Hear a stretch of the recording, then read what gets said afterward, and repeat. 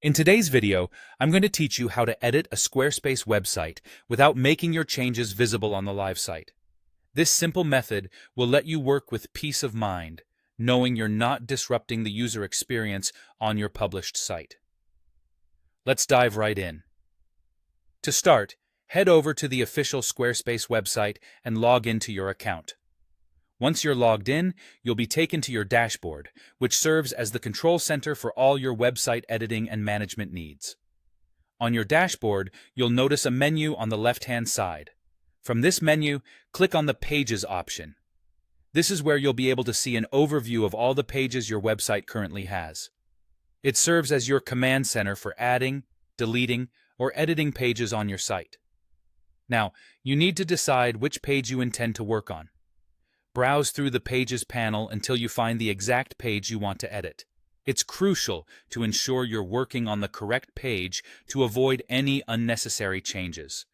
With the page you want to duplicate in sight, notice the gear icon, or sometimes it could appear as 3 dots next to the page's name. Clicking this icon opens up that page's settings menu. This menu contains various options regarding how the page functions and its visibility. Scroll through the settings and you'll find the option labeled Duplicate Page. This is your way to create a safety net for editing. Clicking this button prepares a complete, perfect copy of the selected page tucked away in your Squarespace area. After you click Duplicate Page, a confirmation message will pop up on your screen. It is just Squarespace's way of ensuring that you want to duplicate the page. Click Confirm to proceed. Once you've done that, your duplicate is ready. The new draft page automatically adopts the name of the original page with the addition of the word Copy at the end. Now, it's a draft environment where you can make changes freely. You have the option to rename this draft. Renaming helps keep your dashboard organized and ensures you don't mix up the draft with the live page.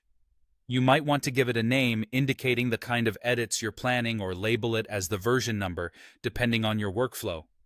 And that's it. You've successfully created a duplicate page in Squarespace, giving you a safe space to edit without affecting the live site. Once you're satisfied with your changes, you can replace the live version with this updated one. This way, your visitors will only see the new, polished content.